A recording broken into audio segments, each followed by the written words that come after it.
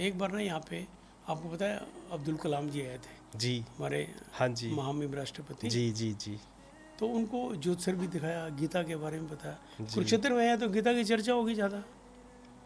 तो वापस गए ना वो राष्ट्रपति भवन, तो उनके मन में आया यार मैंने गीता की बात तो हुई, गीता की कोई मेरे को समझाए गीता तो बात बने। क्या है गीता में, क्यों इतनी गीता की चर्चा है, भगवान कृष्ण को क्यों कहना पड़ा गीता का प्रचार खुद करना पड़ा, इसके बारे में कोई बताए।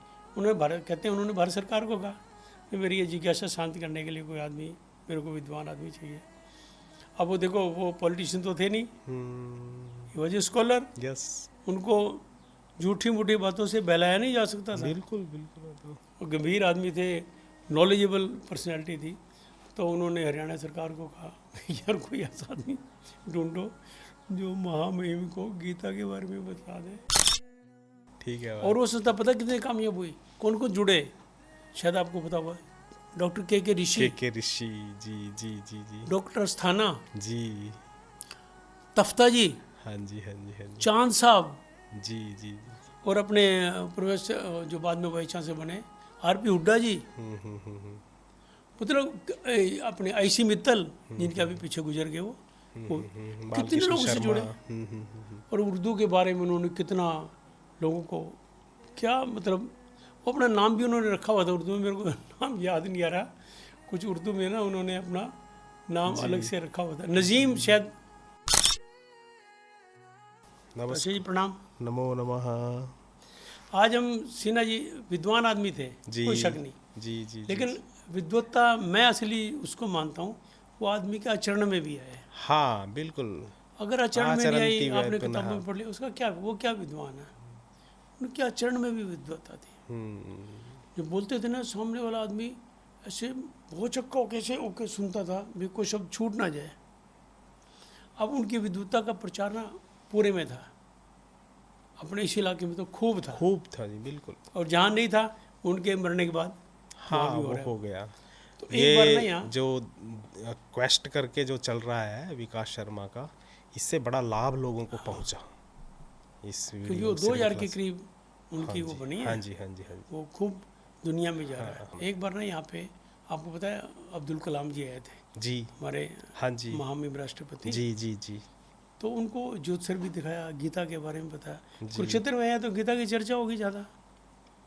तो वापस गए ना वो राष्ट्रपति भवन, तो उनके मन में आया यार मैंने गीता की बात तो हुई, गीता की कोई मेरे को समझाए गीता तो बात बने। क्या है गीता में, क्यों इतनी गीता की चर्चा है, भगवान कृष्ण को क्यों कहना पड़ा गीता का प्रचार खुद करना पड़ा, इसके बारे में कोई बताए। उन्होंने भारत, कहते हैं उन्होंने भारत सरकार को कहा कि मेरी ये जिज्ञासा शांत करने के लिए कोई आदमी, मेरे को विद्वान आदमी चाहिए। अब वो देखो वो पॉलिटिशियन तो थे नहीं, he was a scholar. Yes. उनको झूठी मूठी बातों से बहलाया नहीं जा सकता था। बिल्कुल बिल्कुल। वो गंभीर आदमी थे, नॉलेजेबल पर्सनैलिटी थी। तो उन्होंने हरियाणा सरकार को कहा यार कोई ऐसा आदमी ढूंढो जो महामहिम को गीता के बारे में बता दे। तो उन्होंने कहा ये एक ही आदमी है अपने इलाके में, डॉक्टर हिम्मत सिंह सिन्हा, सही बात। प्रोफेसर हिम्मत सिंह सिन्हा है, वो तो समझा दे और कोई नहीं समझा सकता, ना कोई जाएगा उनके सामने।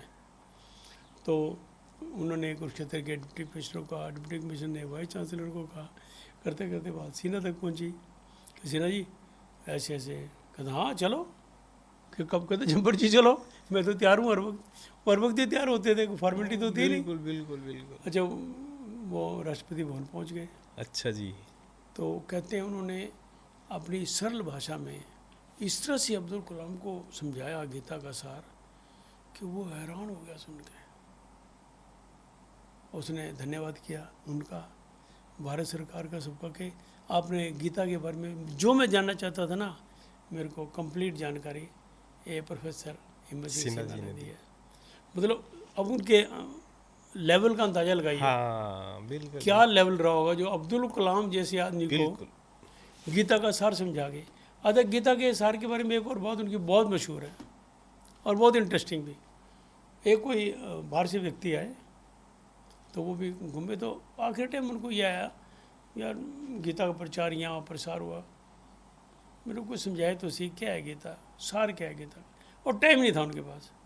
उन्होंने किसी दोस्त को कहा यार कोई ऐसा आदमी बता जो मेरे को 5-7 मिनट में गीता का सार समझा दे। तो सारे तो यहाँ तो आपको पता ही है कि जी एक बंदा है सिन्हा साहब, अगर वो मिल गए तो वो समझा सकते हैं। सिन्हा साहब को मिले कि जी उसको 5 मिनट का टाइम है, कहते 5 मिनट ज़्यादा है बहुत, 5 सेकंड में, कहते मैं 2 सेकंड में समझा दूंगा। लो जी दोनों की मुलाकात हुई तो सिन्हा जी कहा गीता का सार ये है, पहले श्लोक की पहला वो ले लो, धर्म क्षेत्रे कुरुक्षेत्र। हाँ, कहीं कैसे इसमें लिखा है धर्म क्षेत्र, अपने अपने क्षेत्र में धर्म करो, कुरुक्षेत्र कुरु करो,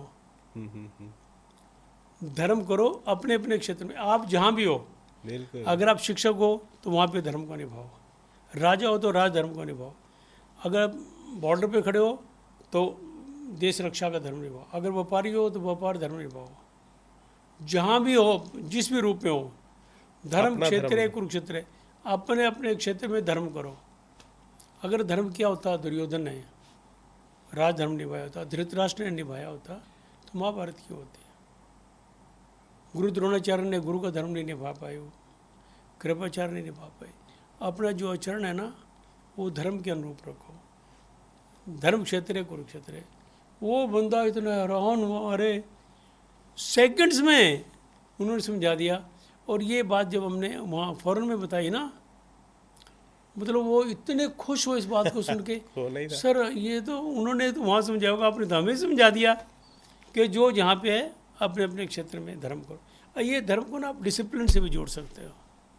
ठीक है। धर्म का मतलब धर्म बहुत हाँ, एक बड़ी बहुत बहुत बड़ा इसका विस्तृत रूप है। जी। धर्म का क्या रूप है, इसको धार्मिक किताबों में बांध के नहीं देखा जा सकता। आपके आचरण से जुड़ा हुआ है, बिल्कुल आपके डिसिप्लिन से जुड़ा हुआ है, आपकी जिम्मेवारी से जुड़ा हुआ है, आपके कर्म से जुड़ा हुआ है। बिल्कुल।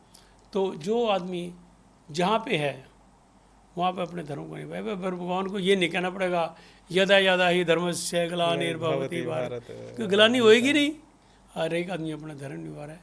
लेकिन प्रभु का चक्कर अपना है, उन्होंने सृष्टि पता नहीं किस हिसाब से कैसे बनाई, वो अपने हिसाब से दुनिया को चला रहे हैं। लेकिन गीता के बारे में जो सिन्हा साहब ने कहा ना, और ये उनके बारे में बहुत सी ऐसी बातें हैं जो लोग बताते हैं तो हम हैरान हो जाते हैं सुन के।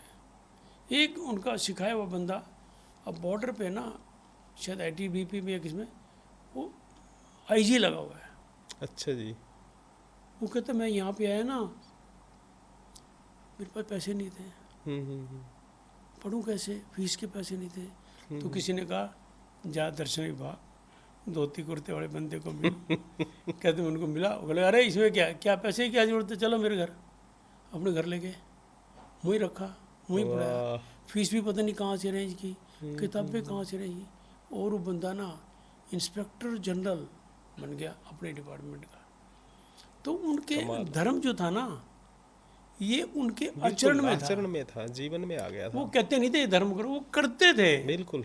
और जब उनको लोग करते हुए देखते थे ना, तो लोग समझ जाते थे कि हमें अपने अपने क्षेत्र में धर्म करना चाहिए। तो ऐसे जो व्यक्ति है ना, वो विरले पैदा होते हैं। ये तो है। और ये हमारी जो भारत भूमि है ना, ये ऋषि मुनियों की तरह है। बिल्कुल। यहाँ बड़े बड़े ऋषि मुनि पैदा हुए हैं। बिल्कुल उसी हम उस परंपरा काल के में थे वो। पता नहीं किस जन्म में हमारा क्या रूप होगा, मैं नहीं पता, लेकिन इस जन्म में भी सिन्हा साहब को देख के हम कहते हैं कि इस जन्म में भी ऋषि मुनि पैदा होते हैं। बिल्कुल वही परंपरा थी। वो उस टाइम गुरुकुल चलाते होंगे, ये विश्वविद्यालय चला रहे थे। बिल्कुल। क्या फर्क हुआ, कितना उन्होंने शोध कार्य किया। आप देखिए उन्होंने 70 बच्चों को PhD करवाई, कमाल। डिफरेंट सब्जेक्ट्स में। अब वो लीगली तो नहीं करा सकते थे, जैसे म्यूजिक है, अब जो वो जिस हाँ, उसमें जिस सब्जेक्ट subject उसे के होंगे लेकिन म्यूजिक वालों को कहते आ जाओ मैं समझाऊंगा, उनकी PhD भी कराते। कोई ऐसा सब्जेक्ट नहीं, इंग्लिश वालों को कराई, दर्शन विभाग वालों को तो कराई कराई। तो जो भी आगे ना, टोटल 70 बच्चे उन्होंने बताया कि मेरे को भी PhD उन्होंने कराई, मेरे को भी PhD उन्होंने कराई, मेरे को भी PhD। कमाल है। मतलब उनके ज्ञान की कोई सीमा नहीं थी, ज्ञान की पराकाष्ठा थे वो, आचरण में भी, कर्म में भी, अच्छा धर्म के प्रचार में भी, मानस प्रचार में। हाँ जी, हाँ जी। एक और आपको इंटरेस्टिंग बात बताता हूँ, कोई सुन के लोग हैरान हो। उन्होंने यहाँ पे सुखने नज्म ऐसे बोलते हैं ना, बज़्म, हाँ। वो संस्था बनाई। लोगों ने बड़ा विरोध किया, क्या सिन्हा जी आप मानस प्रचार मंडल का प्रचार करते, ये क्या नाम रखा आपने, कुछ और नाम रखो। अरे वो कुछ काम करते थे ना तो ऐसे डामर रोल नहीं होते, वो सोच के करते।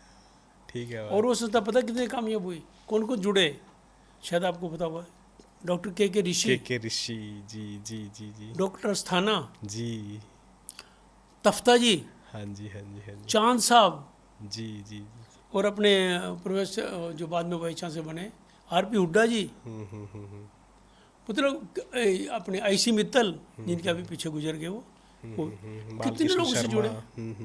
और उर्दू के बारे में उन्होंने कितना लोगों को, क्या मतलब, वो अपना नाम भी उन्होंने रखा हुआ था उर्दू में, मेरे को नाम याद नहीं आ रहा, कुछ उर्दू में ना उन्होंने अपना नाम अलग से रखा हुआ था, नजीम, शायद नजीम रखा हुआ था।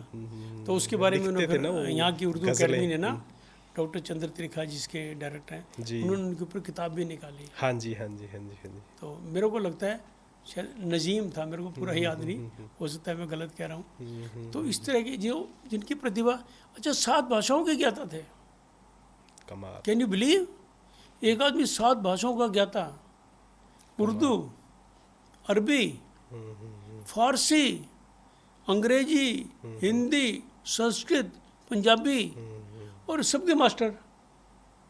किसी भाषा में आप बात कर लो। मेरे पे ना कुछ पुराना लिटरेचर पढ़ा था जी, मैंने कईयों कहा कि तो भाई ये तो हमारे से तो नहीं होगा, सिन्हा साहब कर सकते हैं। तो मैं ना सच्ची अजीब से, क्योंकि 90 के करीब उम्र थी उनकी, मैं एक दिन क्या सिन्हा जी, अरे बड़े खुश हो, अरे आओ आओ सिन्हा, बहुत दिनों में आया, आ जाओ, और ये वो। मैं बताया गुरु जी एक मेरे को छोटा सा काम है, बताओ। मैं कि ये उर्दू की मेरा कुछ डॉक्यूमेंट पड़े हुए हैं, पुराने डॉक्यूमेंट, मेरे को नहीं पता इनमें प्रॉपर्टी है या कुछ और है, या कोई देनदारी है या लेनदारी है, क्योंकि उन दिनों जो रजिस्ट्री वगैरह या कोई बयाना वगैरह लिखते थे ना, उर्दू में लिखा, उर्दू में था। हाँ। तो मैंने कहता भाई छोड़ जा, और मैं तेरे को कल इसकी हिंदी करके दे दूंगा, समझाने की बजाय ना मैं इसको हिंदी में लिख के दे दूंगा। उन्होंने अगले दिन जो उनकी सारे डॉक्यूमेंट की हिंदी करके, ऐसी ही मैंने एक लिटरेचर पे बुक लिखी, स्वतंत्रता आंदोलन में अच्छा जी, हरियाणा के साहित्यकारों को योगदान। तो उसमें उर्दू का लिटरेचर बहुत था। अच्छा जी, वो किसी ने आज तक कवर नहीं किया था। मैंने डॉक्टर चंद्र त्रिखा कहने लगे भाई उर्दू की ये जो साहित्य की कंट्रीब्यूशन है ये किसी आज तक लिखी नहीं, अभी तो लिखे तो बहुत बड़ी बात हो। तो मैंने सिन्हा जी से फिर उसका अनुवाद करवाया। मैं उर्दू में मैं कैसे लिखूँगा, वो कहते मैं अनुवाद कर देता हूँ, उनके हाथ का लिखा हुआ मेरे पास है। अच्छा हिंदी में एक तरफ हिंदी का लगाओ, एक तरफ उर्दू का लगाओ, एक तरफ हिंदी का, एक तरफ, मैंने उसी तरह से उसका लगवाया। वाह, मतलब आप अंदाजा लगाओ कि क्या क्या उनकी बातें बताई, बहुभाषाविद थे वो। सचमुच हम बहुत भाग्यशाली हैं, हमने उनको नज़दीक से देखा है, उनकी कार्य प्रणाली को देखा है, उनकी ममता को देखा है, उनकी विद्वत्ता को देखा है, आचरण में जो सादगी थी, जीवन शैली उनकी थी ना, वो प्राचा जी बिल्कुल बिल्कुल आइडियल थे। मेरे को नहीं लगता कि कोई दूसरा आदमी उनके नज़दीक भी कभी पहुंच पाएगा। कमाल, एक आदमी head of the department cycle पे जा रहा है, धोती कुर्ता पाक, यूनिवर्सिटी में, मिरेकल है बिल्कुल। आप अंदाजा लगाओ, पहले दिन से उनको कभी ये लगा ही नहीं, केवल इमरजेंसी के दिनों में उन्होंने धोती कुर्ता छोड़ के कुर्ता पजामा पाया, क्योंकि अंदर अंडरग्राउंड है। और उसमें ना उनके शिष्यों ने बहुत भूमिका, उनको जब लगी ना इमरजेंसी उनको पकड़ने नहीं दिया, उन्होंने ऐसा किया, उनको निकाल दिया फटाफट, और वो निकल गए और फिर लगातार सारी इमरजेंसी में बाहर है। हालांकि नुकसान भुगता उन्होंने, गवर्नमेंट ने उनकी पेंशन कार्ड दी, ये हुआ, लेकिन चलो। तो इस तरह के बहुत से हैं। देशभक्ति फिर कोई याद आया तो फिर आपको सुनाऊंगा आज का। बहुत धन्यवाद आपका इन वार्ताओं के लिए, संस्मरणों के लिए।